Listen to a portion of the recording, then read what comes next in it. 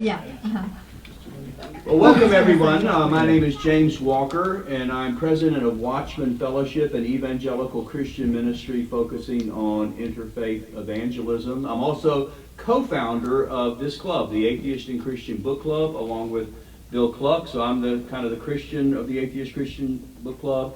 Bill Cluck's the atheist of the Atheist. Yeah, real atheist, not an agnostic like Steve. Oh, okay. It's just halfway there. Shots fired. We haven't even started yet. So we have a special guest we're going to be getting to in a little bit, and I'll introduce and all. But the Atheist and Christian Book Club, we're almost 3 years old now. We are a monthly gathering of both believers and skeptics and some others, respectfully. Remember that part, everyone. Respectfully discussing important books from both perspectives. We typically will alternate. We do a Christian book one month, an atheist book the next month. We're going to have a special guest I'm going to introduce you in a moment. But before we do that, I did want to give you some background and do some housekeeping on what's coming up next month. So at the beginning of the club, we try to announce what we're going to be doing next month and kind of pass this around. We're going to be talking about the book Atheist Overreach. Atheist Overreach is by Christian Smith. He's a professor of sociology at Notre Dame, and he has written the book. Especially, we're going to be focused on chapter 3. Again, as always, the whole book is fair game, but chapter 3 is going to be our focus chapter because it deals with tonight's topic, epistemology. We're coming from a Christian perspective. I think you're going to like this. I've read the introduction and 1.5 chapters of it so far, and it's a very short book, easy to read. But one thing you'll like about it, he is coming from a Christian perspective, but he says he's not trying to, in the book, prove atheism's true or not true or Christianity is true. He's just talking about how to think better, how we can, and he will argue, he's going to make the argument, that oftentimes atheists will overreach, that they will say things that can't be supported epistemologically. And so, but he'll also acknowledge Christians will do the same thing. No. And so, how can we think more clearly? He's going to be talking about that from obviously from a Christian perspective. We've already contacted Daniel Ray's contacted Dr. Smith, and he is going to be addressing the book club. He's going to be taking your questions.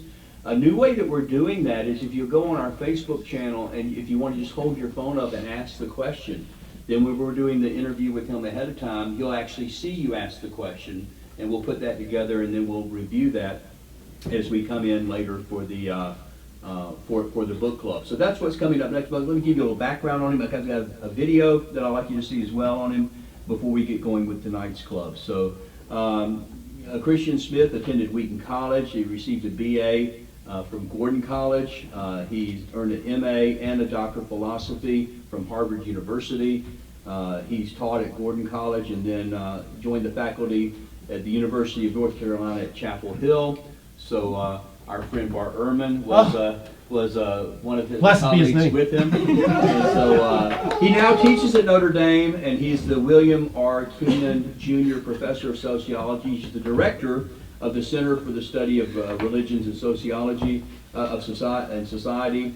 And this is a little side note that I saw, but I thought, wow, being in a nonprofit and having to always be raising funds. He also has been awarded more than $20 million worth of research grants from Pew Charitable Trust, the Lilly Endowment Foundation, the John Templeton Foundation, and others as well. So we're going to get to meet him. He'll be taking your questions next month, and that's going to be February 7th. You also have something to put on your refrigerator to help remind you about the club. So interestingly, we're going to also have an alternative. If you don't have time to read the book, there's a 90-minute interview that was done by Michael Shermer about the book. Here's the book here. So Michael Shermer interviewed him for his podcast on Skeptic. And so we have a little 3-minute kind of get to know Dr. Smith as Michael Shermer interviews him. So that's going to be a video we're going to watch right now. We ready for that? This is Michael Shermer and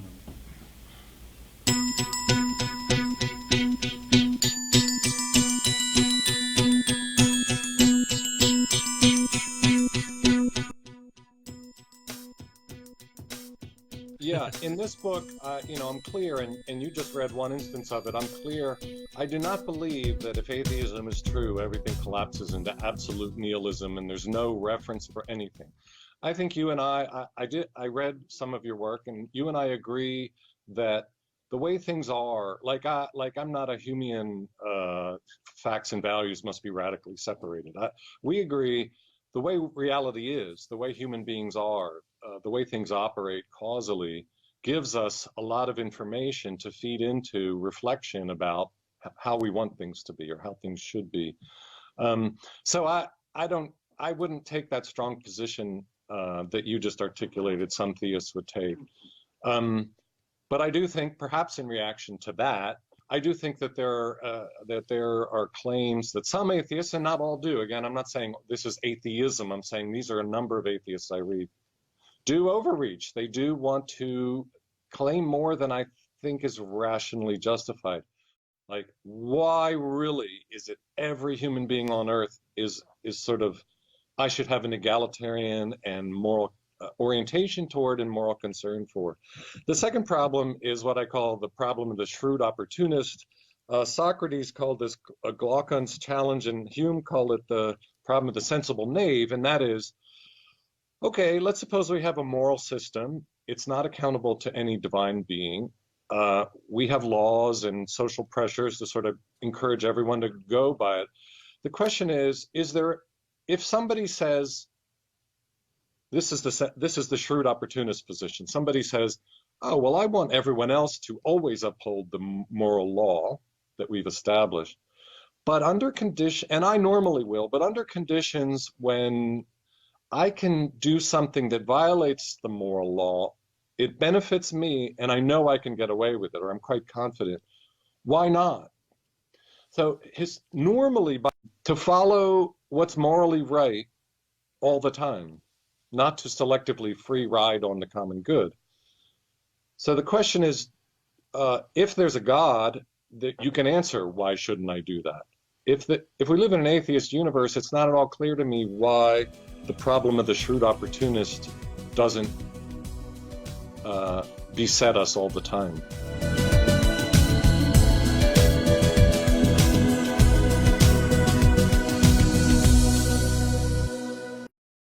Well, thanks for letting Michael talk. That'll give you a little taste of what, and you will get to hear him if you watch that, but that's a taste of what we'll be looking at next month. And again, an alternative, if you don't have time to read the book or even the focus chapter, watch that 90-minute interview with Michael Shermer, and I think you'll come here with a lot of ideas, a lot of questions, a lot of good things to talk about. So I want to say welcome. We have a special guest I'm going to be introducing to you, Steve McRae. I did want to find out real quickly, though, how many of you, again, we're checking for the Lamb's Book of Life just to see where we all are. How many of you are here and you identify as Christian? Would you raise your hand, Christian? I feel great. Wow. Okay, now we're going to need a couple of volunteers on the atheist side to join just temporarily with us to balance the scales a little bit. Gosh, you did good, Steve. What has happened to our majority? I feel like They fled. They fled into the outer regions. They only arrogant. in the face of superior firepower. I guess it was. That's what it is. But anyway, it's usually pretty close to even. Yeah. But anyway, But our yeah, guests, sometimes more Christians than in atheists. honor of our guests, the choices aren't Christian and atheist. That's The right. choices are Christian, agnostic, and atheist. Let me say- You might get 3 different votes. Let's do that. Let's do that. How many would self-identify as agnostic? Whoa. Okay. All right. Excellent. Okay. How many would identify as atheist in the nicest sense of the word?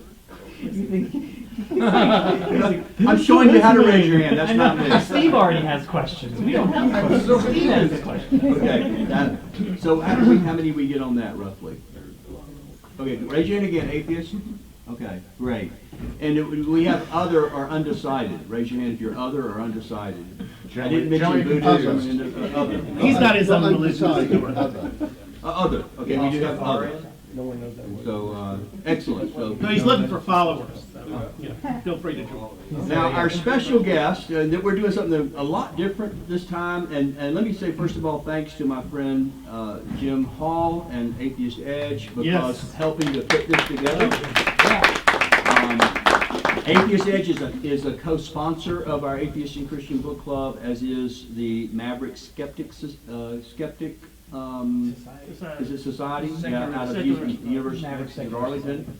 And so we appreciate them, and of course our ministry, Watchman Fellowship, is also a co-sponsor of this. But help to get Steve here and to be able to join us in person. And Steve is the host of the Non Sequitur Show, which is very popular YouTube channel, and also self-identifies as agnostic. And our topic he's going to be talking to us about is agnostic epistemology. How do we know what we don't know? But before we get to that, I want a little bit more about Steve. I just found out tonight that, like me, we share this in common. Steve is a former Mormon. I'm an ex-Mormon as well.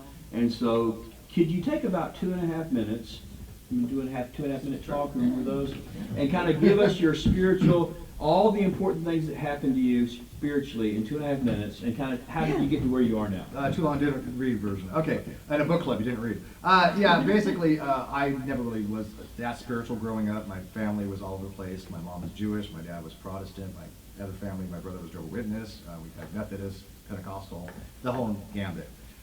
Never really was that spiritual. We would occasionally have prayer in front of a meal if we had like Thanksgiving. But I had a lot of Mormon friends, and then when I became 17, I took the missionary lessons, read the Book of Mormon, became Mormon. Fell away really quickly because I joined the military, and it's kind of hard to, for a new convert to be Mormon, and you would probably know to join the military, it doesn't really stick.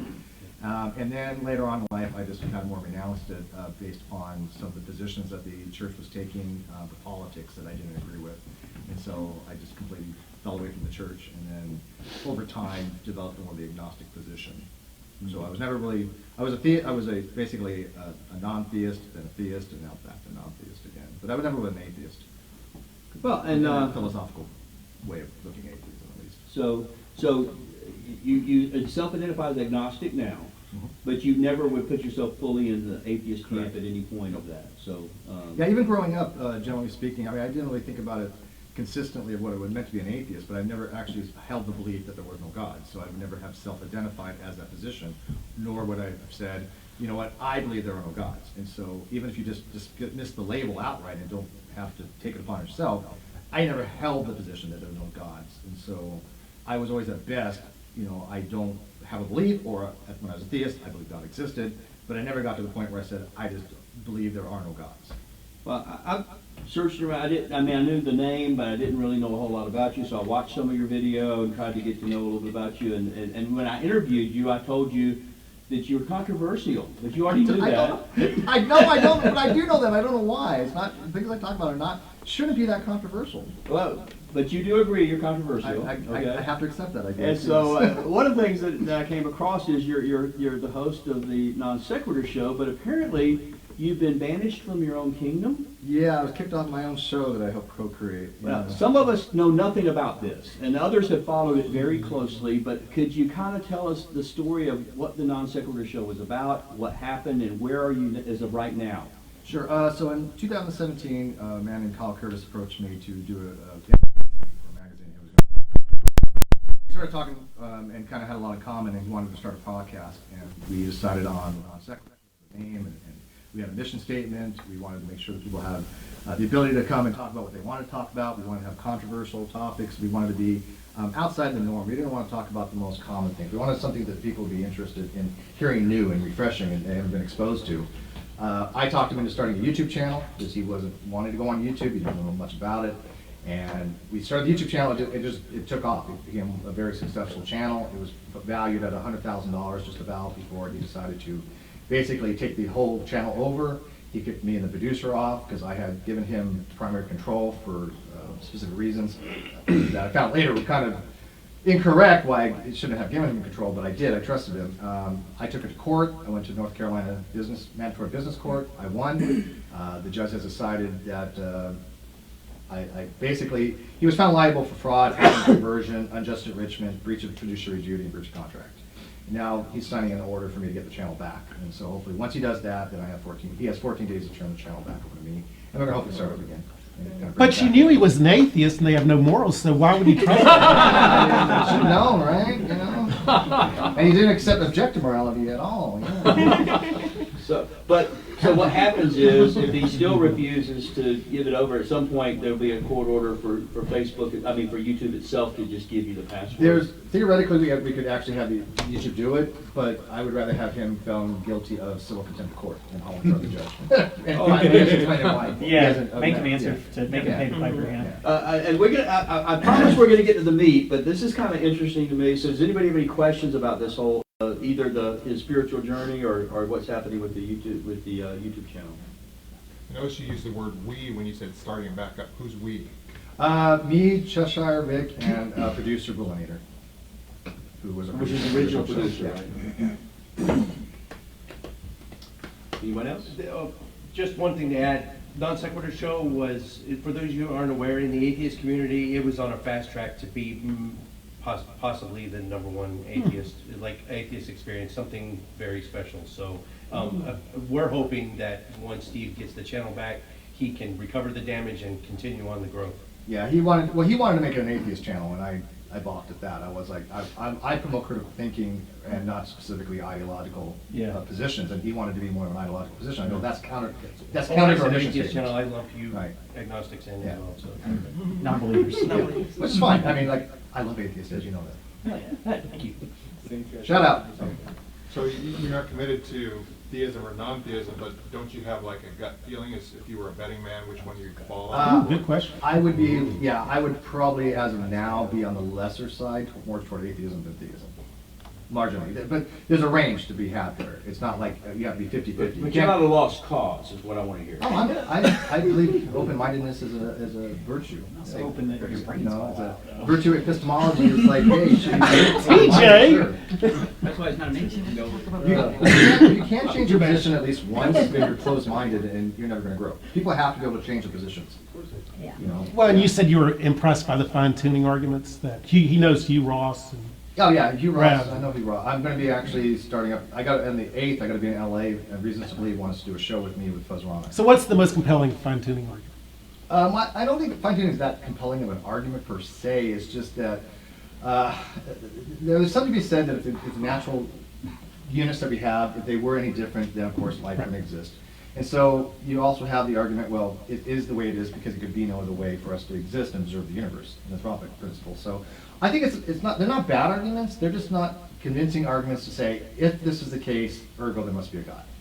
Well, these numbers they throw out like 10 to the 70th, which is Yeah, but the problem with the numbers is what they do is they use a lot of post hoc analysis, and they use a lot of the numbers that sound impressive, but when you break it down, they're not that much. Like if I had a deck of cards and I shuffled them, it's 52 factorial if I just laid them on the table and said, okay, the odds of this spread being like this is very high. It's 10 to 67 power, which is 52 factorial. That is unbelievably high number. Yet it happened. It literally it happened like that. So if you have enough iterations, you have enough universes, if there's like a multiverse, in one universe it has to be like this per se. But well, James' argument, which I think is a good argument. He says it's like hitting royal flushes 10 times in a row. Isn't that your argument? You have a lot of variables, and it's like what you're dealing with is a life-permitting universe. You have to have so many of them this way. You know, you don't get in order to have the carbon-based life, you have to have carbon. You've got to have the periodic table. You've got to have everything exactly right at the TJ. Doesn't that fall flat though when you consider a million monkeys with a million typewriters? Well, you with can the postulate astronomical- a trillion universes. Right, with the astronomical amount of time and opportunities for things to fall We into only place have the way one they big bang, have. though. well, there's something called normal in mathematics. You have a normal number, and Right. if so, like pi, they haven't discovered what pi is normal. And what that means is if the not entire work rational. of Shakespeare, It's not for rational, example, right. well, it's irrational, but they say, well, every number is enclosed in pi. You know, so you have, if you would encode like the works of Shakespeare, it's encoded in pi somehow. That would be only if it's a non-normal number. That's only because we haven't found the And I don't think pi so. yet. Well, there is no way. Theoretically, there isn't, yes. Yeah, well, We not said even it theoretically, down. there just cannot be. It's by definition an irrational number. which has- Haven't they stated, people have stated that if we It's ever not did, terminating. we ever did find it, not necessarily a termination, but where someplace it starts to repeat, maybe. Well, there's We probably would say You know what I'm along the saying? outer Yeah, People have there's said that if we patterns, sure. find that, we are that much closer to finding the gut. So, I mean. they're Are going you to looking find- for like a code in Like, pi? they're saying, yeah, like that's the kinds of things I've heard before. Yeah, I don't know how much weight there is to that, but I mean. Well, the focus on tonight, the topic is going to be, Wrote something on that.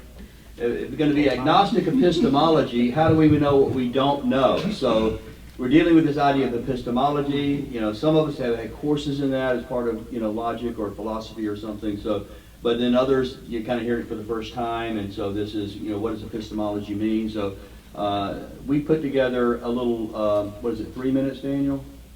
I don't think it's that, 2 minutes. A 2 minute explanation of what does epistemology mean. So let's watch that video. Epistemology, an etymological adventure. From Britannica.com. Epistemology. The term is derived from the Greek episteme, knowledge, and logos, reason, and accordingly the field is sometimes referred to as the theory of knowledge. Greek, episteme, knowledge. Epistemi, to know. Acts 26:26. For the king knows about these matters, and I speak to him also with confidence, since I am persuaded that none of these things escape his notice, for this has not been done in a corner. Paul speaking to Festus in Caesarea. The root of epistemi and the root of episteme. Ephistemi, to set upon, set up, to stand upon, be present.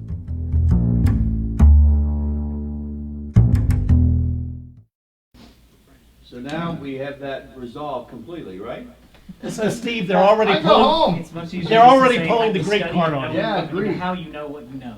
Well, and how do you ground what you know? What's the difference? Well, let's do this. I did it in the interview, but let's just review. Give us a good working definition of epistemology. Well, obviously it's the same knowledge, but I take epistemology as more personal. I think it is a lot more related to how you determine something to be just knowledge, or just like opinion versus justified belief versus knowledge. These are all different levels.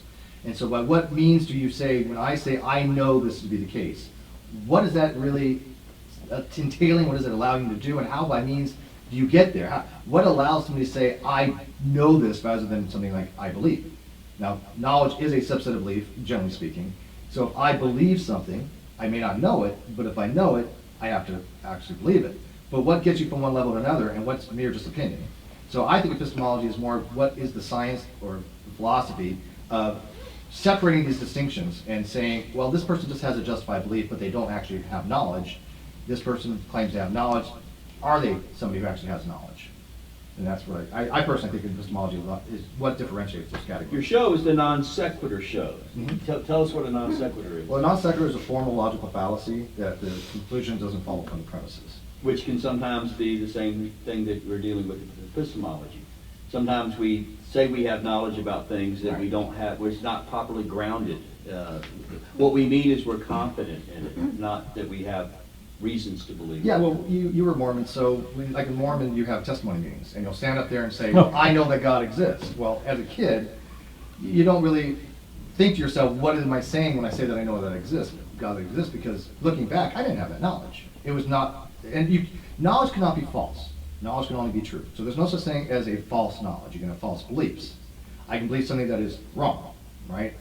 But if I have knowledge that's incorrect, you would just say that my knowledge, I was mistaken about having knowledge. It's called, I call it, and I blatantly took this from a friend of mine, Ozzy, but it's the principle of attribution and retraction. And so you attribute something like I have knowledge, but then you take back that claim that I never had knowledge to begin with. But beliefs are not like that. Beliefs can be false. If I say that I believe it's going to rain tomorrow, and tomorrow comes along and I was wrong, I just had a false belief. I don't say that I didn't have the belief, because I still had the belief, but it was wrong. It was a false belief. So it'd be more proper to say, instead of, I knew that and now I know that that's not true, is to say, I thought I knew that. I thought I had knowledge, but I didn't have. Exactly. Right. Yeah. But you can even believe something that's true and not have true knowledge, because, let's say, for example, if you believe that echinacea caused you to be cured of a cold, and there hadn't been any scientific studies that had been done to prove that, well, you might have believed that, but there was nothing to back you up. And eventually, there might have been some study that showed that echinacea does, in fact, cure the common cold. And so now you would have true knowledge. I'm not saying that that's... Well, you can have anecdotal evidence. Like, for example, if I pick an echinacea, and I do it multiple times, and every time I've gotten better, I would have a justified belief. I would be justified to hold that belief, whether it has scientific evidence for it or not, whether it's actually a case study to show it to be the case. I'm still justified because I have reasons to think that's the case. And there's pragmatic reasons, also prudential reasons. If I think to myself, it's better for me to believe something, like a medicine, if I get better because I have a family support, and I need that to help me get through whatever sickness I'm having, there's prudential reasons for that. That also could be a reason why you are justified to hold a belief. Is anecdotal evidence a type of evidence? I mean, could that be Yes, sufficient evidence? I think there's two ways that the word evidence is kind of, I think, used and abused. Evidence in science is generally what changes the likelihood of a hypothesis to be the case or less likely the case. So what switches, between one explanation and another. But generally speaking, to me, when you're in a discussion, evidence is what's being submitted for evaluation. So when people say, well, like, the Bible's not evidence, the Bible's the claim, well, no, if I say I believe in God, here's the Bible, they're submitting that as evidence for you to evaluate. You can reject it and say, well, I don't really think that's great evidence, and you have your reasons against it. But I think people that say that, well, evidence has to be something empirical, or has to be measured, has to be scientific, that's not necessarily the case, because if I'm just saying, this is the reasons why I'm justified to believe God exists, here's the Bible, then I think somebody could be justified for it. Then you attack the reasonings for it. You say, well, what is it about the Bible that you agree with, and let's talk about that. So Steve, you've heard of Alvin Plantinga's. Yeah. He believes that there's these properly basic beliefs, like the color purple, or whatever, or well, A properly basic belief is something that it has to be ubiquitous to everybody. They have to, for example, accept it in order to function. and he says Christianity is a properly basic belief. What do you think of that? He has reformed epistemology, and I disagree with him on that, because you don't have to have God to function. No offense to it, but it's not something that's ubiquitous to all people. Coffee, yes. No. Coffee, yes, this properly basic belief. But for example, the acceptance of reality would be something that's common. When you get up in the morning, you put your feet on the floor, you accept the fact that the floor has to exist, or else you wouldn't be able to get out of bed. So properly basic belief would be that reality is real. So don't you think he has some nerve saying that Christianity is a properly basic belief? From his point of view, if you want to have a reformed epistemology, he could do that. I mean, he's arguing a position. And so if he accepts it and he puts that as a properly basic belief, I don't have a problem with him doing that. I don't have to accept it as a properly But a defeater would be a Muslim could have a properly basic belief. Yes. Or a friggin' Mormon. By the way, if you've ever gone to a Mormon meeting, it is the most boring thing. And you two would Well, agree they're with this. 3 hours long, yeah. Oh my Yeah. gosh, they've cut it Well, to 2, but it's like, it is And torture. it's 2 hours long. I tend to foundationalism. Okay. And What foundationalism. are- Okay, so foundationalism is the point where you have these properly basic beliefs that you start off with, and then you build justificatory conditions and beliefs from them. Right. Rather than have a coherentism approach where you have different beliefs that you can choose and change on the fly. Once you have- Jim's got a question. Yeah. I'd like So to. as far as Christianity being claimed to be a properly basic belief, it seems to me that you are missing some causal links in between what would be the end of an infinite regress and where you would be able to justify that it was your particular intelligent agent deity that created.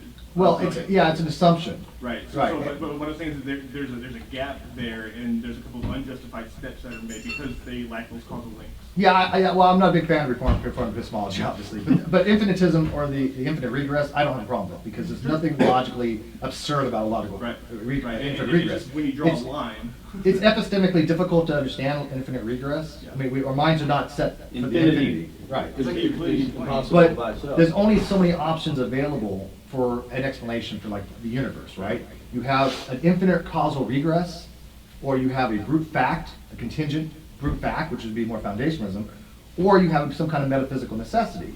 He's arguing that God is that metaphysical necessity, which they're allowed to do.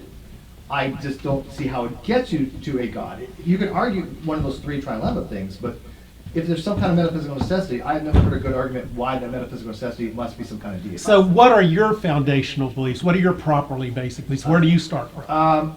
I think that, well, obviously reality exists. Oh, that's a good start. We can observe the universe, Okay. and we can draw inference from it. Yeah, Dan would agree with that. Yeah, those are the I think very he has a foundational.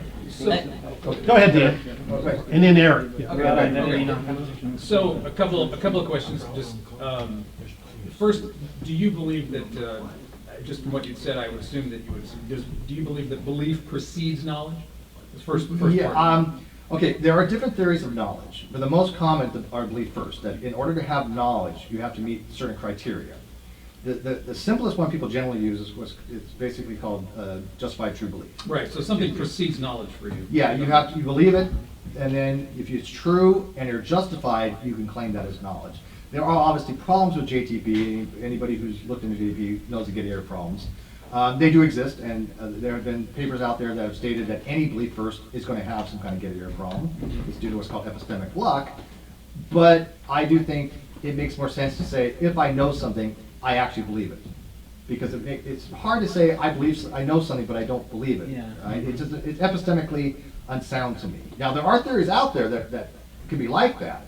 I just don't subscribe to them. In one of Michael Shermer's books, he says beliefs come first, then we sort out facts. We look for facts to confirm our beliefs. We're not good at evaluating evidence. Yeah, well, a lot of people don't like the fact that since knowledge incorporates belief, they think that belief is just faith-based or kind of thing, right? So they say, well, if I know it, then I don't believe it. But that makes no sense. So with the three items you presented for the universe, so you had a metaphysical necessity, you had brute fact, contingent, and then you had a infinite regress. Do you find that between a relationship between an infinite regress and an eternal being, that there's an infinity and an eternal eternity? Well, you know what? I'm going to give a little credit to the Christians on this. Don't hate me. But there's something called the principle of sufficient reason. And the first two of those arguments, the infinite regress and the brute fact, don't satisfy PSR. Now, I'm not a big fan of PSR. I don't really fully accept it. But at least the metaphysical necessity does satisfy the PSR to some degree. The problem is if you posit... What is PSR? Principle of sufficient reason. Oh, yeah, of course. But the problem with then is if you posit a God for that, then you have to go, well, does God really explain this? Because if God created this world, okay, it is either he created it by just arbitrariness, he just said, you know what, this is the way I want it to be, but no particular reason, which means he's kind of capricious, or he created it because this was the best of all possible worlds. And if this was the best of all possible worlds, what made it the best of all possible worlds? Or he created it for glory, which is something that we are all sort of in the dark about. But does that actually explain anything? Well, and that's okay. So when you talk about a sufficient explanation, and you're talking about epistemology, who's determining the satisfaction of whether or not an explanation is satisfactory? How does that? Well, because infinite regress, I don't think anybody would really argue that explains anything.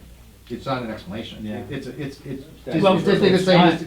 has no explanatory power. There's no explanatory power whatsoever. For God specifically, who determines whether or not a God would be, what kind of answer about God would be satisfactory? Well, that's what each person would have to argue as the Christian or as the Muslim or whoever's positing that deity. That's why I think positing the deity, you can do that. But it doesn't, even to me, satisfy PSR because saying God did it is still not, to me, a causal or mechanistic explanation for anything. So, Eric, you had a question? I think Steve had a question. Eric had a question. He was next. Go ahead, Eric. I was curious to where you got your definition of properly basic, because it seems that your definition seems more pragmatic, whereas Plantinga would say a properly basic belief is a belief that is not based on a prior justification of belief. And there's 5 things that go into properly basic belief that I hear too. I don't have memorized at the moment, but he would be right on that. Generally speaking, that properly basic belief is something that is not contingent, that's not inferred or dosastically inferred from prior beliefs. So yes, he is correct on that. So we're just looking at things a little differently. But Plantinga's definition, I'm fine with, because all properly basic beliefs are not contingent or inferentially derived from other beliefs. Because yours was tend to be more pragmatic. Like mine goes my pragmatic, but they're not at odds with each other.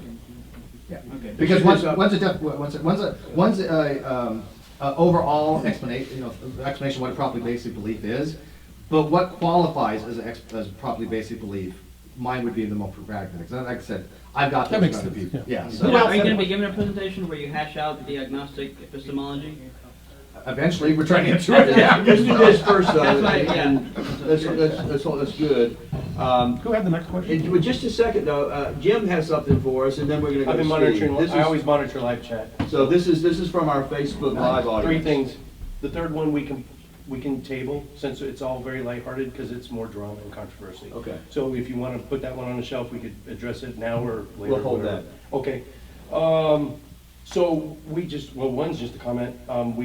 Congratulations, we just broke the live chat record forever for the history of this club. wow. No, thanks to Steve, thanks, Steve. Second, the only other non-controversial one is, Sweet Heathen is also prolific on YouTube, and so. We got celebrities all over. Jim Major. Stan, Jim Major. Come on. Real quick, what's And the you got name a of fan that Jim's? just said you look gorgeous, and the other one is No, I wanted to know Jim's channel. What's the name of it? Jim Majors. He Jim used to be Majors. disciple of Kairos, now it's just Jim Majors. Jim Majors on Jim Majors' channel. I know contrary to personal he's- belief, she does exist. He's I mean, way more intelligent and a that's lot fake. funnier than I am. She's actually pleasant. I know, she's kind of nice, right?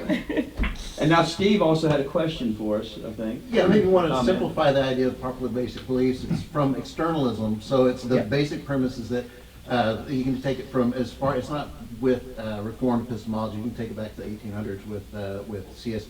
Peirce, up to Goldman, people that are involved in entitlement theory and things like that, where the essential thing that they're saying is that we are geared naturally to make proper, appropriate inferences. And so those automatically, whatever, there's no sense in saying that a default position is to be pro something or against something. Whatever comes to mind that we believe has come to mind because it was caused. And because of that, and the kind of thinker that we are, we're automatically warranted and justified to believe whatever comes to mind. Self-justificatory. Pretty much all of evolutionary psychology says that's wrong because we're pattern seekers and our ancestors that were living in the bush back in the day, they didn't have very many properly formed beliefs about how reality actually worked. What actually, mechanism. yeah, Yeah. they were lizard brain mechanisms, and where our psychology. Well, that goes on back to what Eric though. I mean, the Yeah. pragmatic reason is we Well, have to exactly. accept certain, if your Well, foundation. we're looking you for have to accept patterns certain because beliefs. we're trying to avoid the predator that is rustling in the bushes. It might not be a predator, but the best of our ancestors were the ones who believed it was no matter what, even if that was wrong. You're So talking we're about geared useful false absolutely, yeah. Yeah, there Well, are arguments to be had that even Just some false back beliefs up a can be little bit useful. because you flew past that.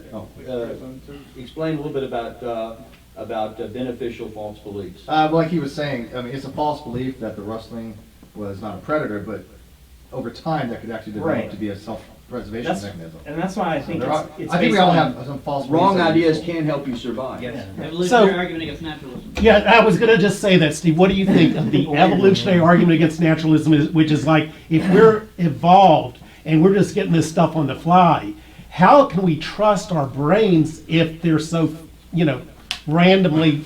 They're not random. Everything is a response to stimuli. Well, whatever. I mean, but it's not it's just.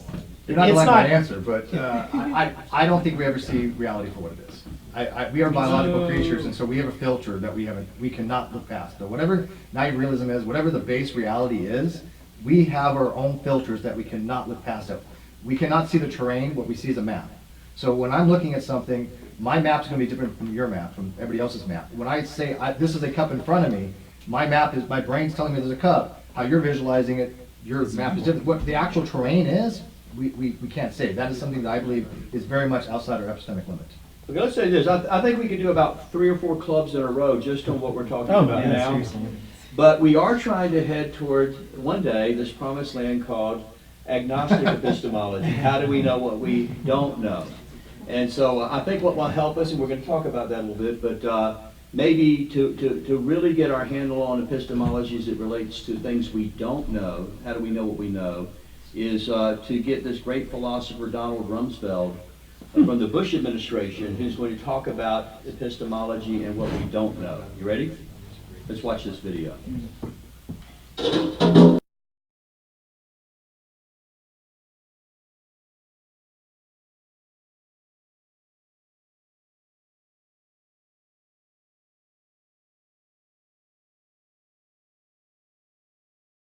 know. There are some things we do not know.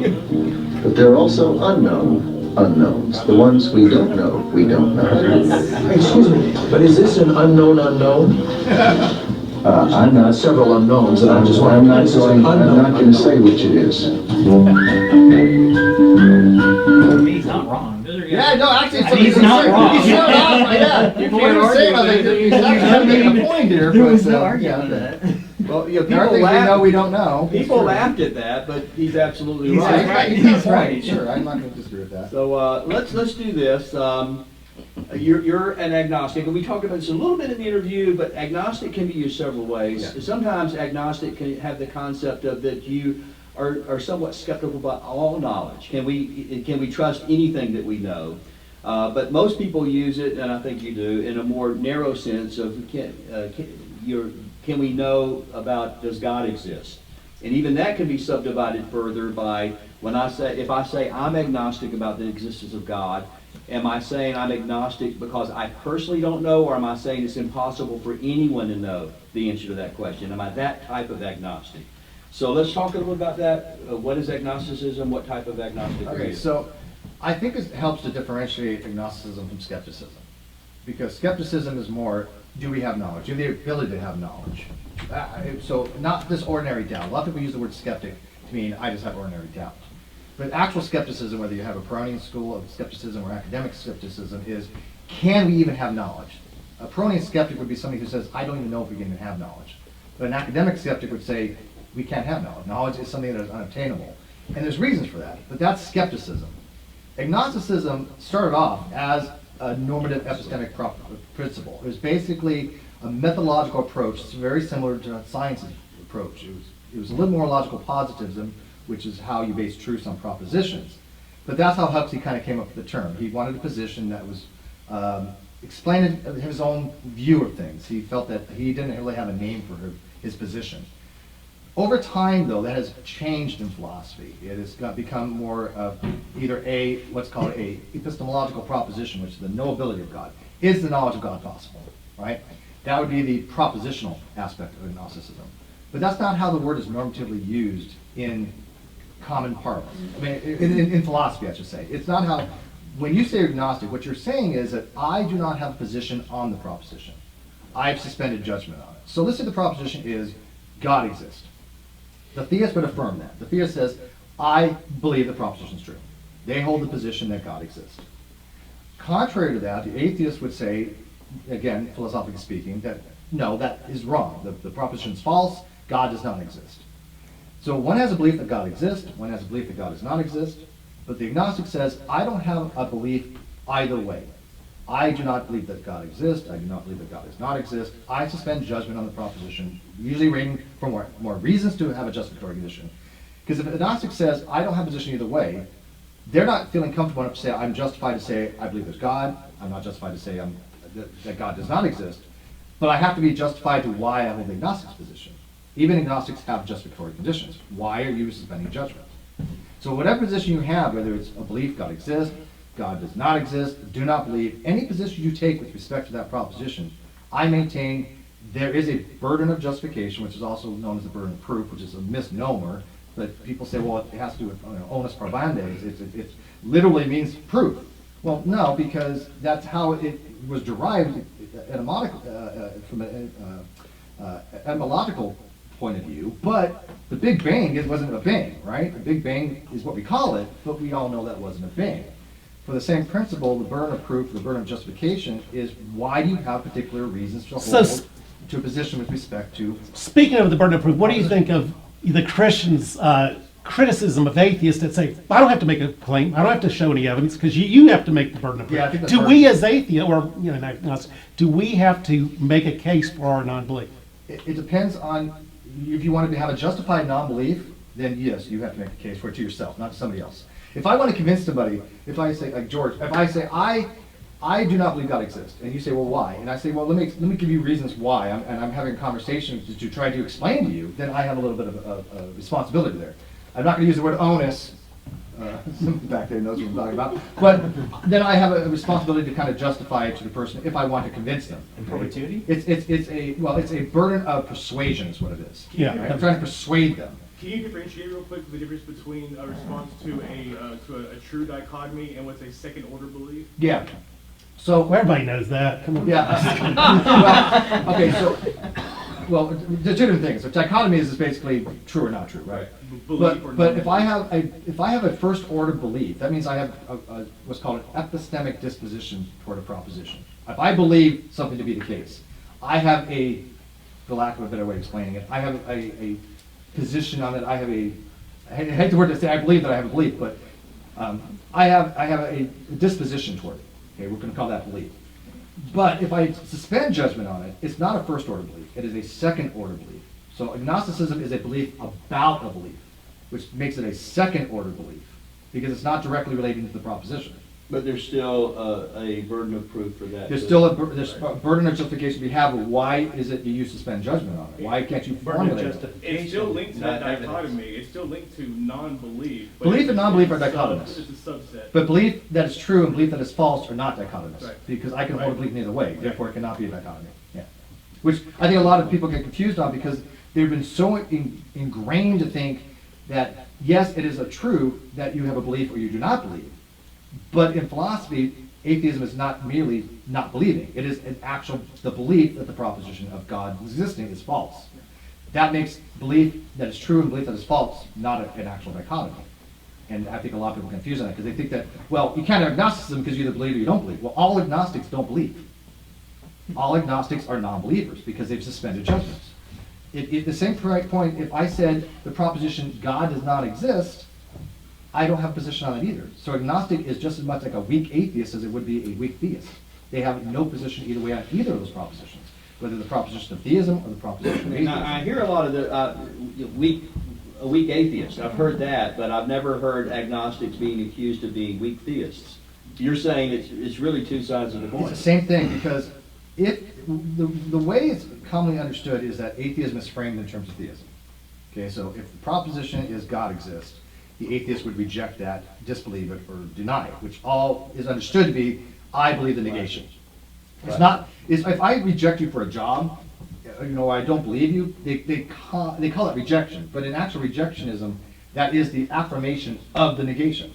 So if I say I deny P, or I believe P is false, or if I disbelieve P, which P stands for proposition, that's saying I believe that the proposition is actually false. So you can't say, someone tells you, hey, I got $1 million buried in my backyard. You can't say, I don't believe you without you calling them a liar? You don't have to call them a liar. That's what I'm saying. If I say I don't believe you, I'm not saying the that's negation false. is saying what they're saying is No. false. Say I don't, well, hang on. If you don't believe somebody, you necessarily don't believe it. If I say I don't believe you, I'm not saying that you're false. I'm just saying I don't have a position. I don't have the belief that you're We're just caught up on the words being used to describe those positions is what it boils down to. But what he was saying before, if the proposition was in the atheist framing, if I said the proposition is there are no gods, right? Mm-hmm. The theist is going to reject that, right? They're going to say, well, that's false. There is a God, right? So, but the weak theist would say, well, I don't have that belief that that's true, but I'm not going to say that it's false. Yeah. But that's exactly what the atheist is doing when they say, well, if you say that you don't believe, if you don't affirm that proposition that God exists is the case, you're automatically an atheist. Well, clearly not, because what they're doing is saying, well, you're just not affirming it, ergo, you're an atheist. Well, then there's special pleading if they don't allow the theist to do the same thing. The theist can say, well, you're not affirming the proposition of atheism, that there are no gods, right. Ergo, you're a theist. What about in the case where you're just like, look, I don't believe gods exist, but I'm also not saying that your God doesn't exist. And what do you call the people that are like, look, I'm only accepting the negation of the proposition of your specific described God. You can have local atheism. Right, that's my position is like, there's a lot of gods I believe that don't exist. Like, I can be agnostic and say, hey, Bala doesn't exist, I believe Thor doesn't exist. Specific one that's described, I reject, you know what I mean? Yeah. You're an atheist about all the gods that you're familiar with. Right, exactly, I don't know about the global atheist is there are no gods. Right. There are none, doesn't matter which one you pick. But you can have local atheists, like I'm a local atheist for Thor. I'm definitely 100% certain on it. No offense to polytheists. Let's do this. Again, those who are watching on Facebook, we are monitoring the comments, and if you say something real witty, we will We will read that and comment on it, so if you have a question, we will try to get to you. So Jim, you have one right now? We have time. That's always fast, isn't it? That's wrong, yeah. Oh, it's cool.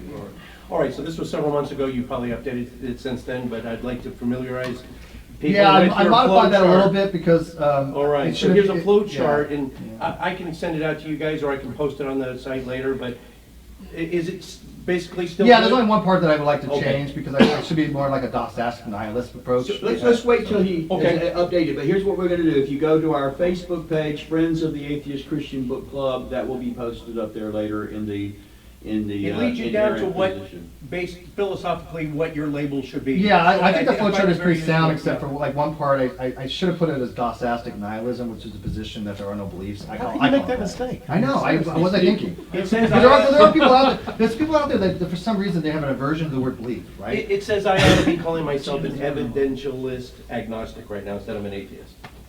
Whoa, we made progress. Yes. Congratulations. You're making progress. Evidentialism, I don't think really bears out. How many would self-describe themselves as fundamentalist atheists? I'm an anti-fundamentalist atheist. Ask these Let me ask, how many of you hold the belief that there are no gods? Like, gods do not exist. You maintain the position there are no gods. Yeah, see. There's not that many. And how many that you do, you think you can justify that? Which, by the way, I think people can easily justify that. I think it's not even difficult to do. But do you think you're justified to say it? The whole position. Are you asking for me to give you evidence? No, that not will evidence. Convince all. No. They Not don't, here he now. thinks they are To justified. yourself. Not everybody knows why Right. they are. Do you have reasons why you hold that position? I think everybody thinks they're justified in their beliefs. You know what? I disagree. I think that there are some Simple people that logic probably know and they have science beliefs that around us. they don't care. Maybe they if just don't hold to them. Not only that, I think an agnostic is just a wuss. He's just checking. That's what I was telling him. Hey, Tillerson, you had something to Try say. being one. Yeah, on your flow chart, you said you got something wrong. Well, not wrong. It's I should have labeled it differently. I don't believe you got anything wrong. But you're a fundamentalist atheist? You rather you see the flow chart? No, I don't believe you got anything wrong. That's my belief. Okay. By the way, I wanted to bring up That's fact. Eric Hernandez and the great Aaron Rod, who's been here in person. Oh yeah, and I'm humbled to be here. I mean, great company. They had this discussion that I watched Eric. I'm a big fan of Eric. He's a actually. great video, but he had a discussion at the Bible and Beer, and what the discussion was basically, Christians say they have faith, and what atheists say, like Peter Balkosian, who wrote a manual, says it's pretending to believe something that you know isn't true. Mark Twain. Yeah, That there's no evidence. And I watched Eric's discussion. Like I said, I'm a fan of Eric, and even though we don't agree, obviously, I mean we have fundamental disagreements, but I like your approach. But words are polysemous, and like Yes. and so I do believe, like for example, we have faith-based commitments, and I know that sounds really odd. What do you mean by faith-based commitments? These are things we accept because, like again, reality is real. I have to accept reality is real. Or even for example, the problem of Hume's problem of induction, right? How do you justify induction? You cannot use induction to justify induction. It's circular. So I have to take induction to something that works daily on the uniformity of nature, that it must be the case tomorrow as it is today, or else I can't really function because I can no longer draw inferences, right? So that to me is a faith-based claim because I have no justification to use induction. But you have to operate in reality, though. But hang on. But the word, like the pistis, the faith-based, the way the Christians use it, they use it in a different means. Yeah, that's absolutely fine to do that, as long as somebody's understanding how somebody's using that word. And so when I say I have a faith-based commitment, Eric's going to understand what I mean. When he uses the word faith, I know what he means by it. I don't see a problem. But when I watched Eric and Aaron, they were butting heads because Aaron didn't want to understand the way he was using the term, which was nothing. That's the most common use of the term. And what I feel like screaming this, Aaron just could not get it through his head that Christianity has evidences, like you believe, or a historicist. He was crucified most likely. That the church started in Jerusalem, which can be easily falsified. That the disciples suddenly and sincerely came to believe Jesus rose from the dead, despite every evidence to the contrary. So, I mean, wouldn't you agree with that, Eric, that there are some, evidences for your belief, and that's what don't you agree? That's what atheists. Yeah, look. That's what next month we're gonna on the overreaching book. These are the things that are gonna be discussed. And that's the thing. My criticism is that Christians think they have a slam dunk, that they're overreaching. Would you agree? Well, there is overreaching on both sides. There's like the 5 fundamental things of Christianity that people kind of say, these are the things that we accept, oh, it's true. And even those I think are questionable. Right. But I think the mythicist approach is completely flawed. I like Carey as a friend. I think he's right. But I think his mythological approach is skewed from bias. That's a very nice word. Everything you can possibly find on the topic would reject mysticism. Yeah, so I mean, I think a lot of people want mysticism. So you're going to give a little ground, say the Christians do have some foundational faith. Well, yeah, well, they have the reasons, right? And there's nothing wrong with presenting reasons why you believe your justification, and then attack those justifications. You can attack people's reasons for that. That's great. But to say there's like no evidence, I think what Aaron does, and no disrespect to Aaron. Oh, please. I like Aaron. I really honestly like Aaron. But I think he makes this mistake is he puts everything from a scientific perspective. And that actually, I hate to use this word because it's going to trigger people, but that actually is scientism. Amen. Yeah, so, Ooh. I mean, it really actually is. Don't give out too much ground. The misuse of scientific methodological reasoning for certain things, like even with epistemology, is misuse. Yes, what he doesn't understand, there's scientific evidence, but when we study history, there's historical standards how we evaluate, like the criteria of embarrassment. Yeah, it's the various embarrassing. criteria. I'm not a big fan of the criteria for embarrassment, but I at least understand why they use it, and it's something that can be discussed. Right? I don't like people dismissing things by fiat. Multiple attestation. Yeah. Which is if it's attested by several people, authors in an independent manner, then it leads you to maybe this is true. I think there's reasons why, if there's all these attestations, if all these people say, well, this is one story, this is one story, there probably was a kernel behind that. Exactly. I think it'd be really hard to say that there's just absolutely nothing to it.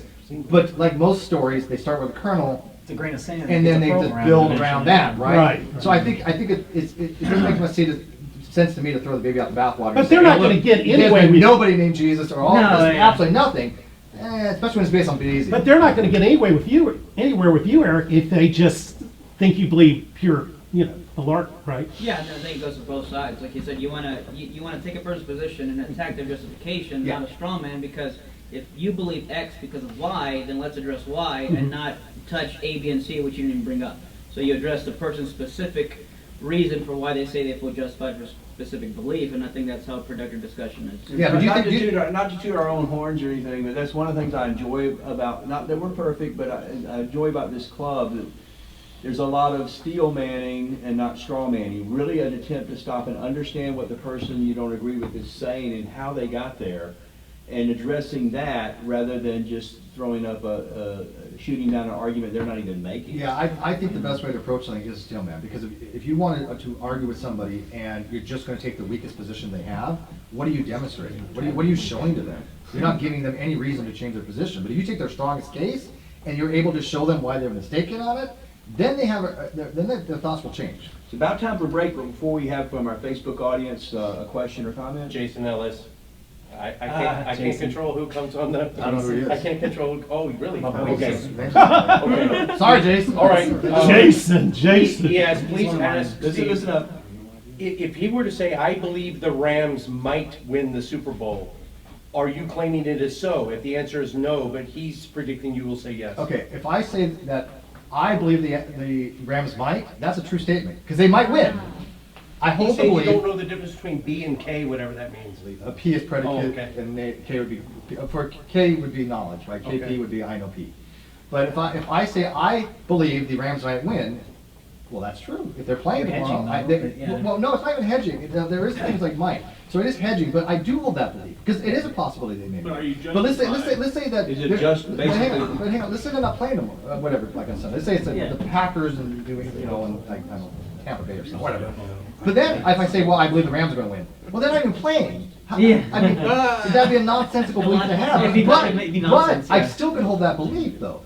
I can literally hold that belief, even though it's wrong. We know it's Oh, false. I've done that all the time, saying, yeah, You know, the but beliefs stadium are like falls that. and You they have both false lose. beliefs. A lot of us are Cowboy fans. We know exactly what you're talking about. I can hold. We have no belief. I can hold the position. Hey, it's raining outside, but I don't believe that it's raining. This thing called Moore's paradox, where you can actually not have a belief, even though you say that it is the case, and so it's kind of a peculiar position. But beliefs can be false, and people have to accept that. You could be wrong. You can have a false belief. I can believe in my head the Rams will win every single game, even if they're not playing. Let's do this. I can hold We're it. going to take a 10-minute break. The restroom is down the hall on your left. If it's too crowded, there's one upstairs as well. And we are going to have some coffee, refreshments. For those following on Facebook, hang on. We'll be back in about 10 minutes, and let's take a break. Hey, guys.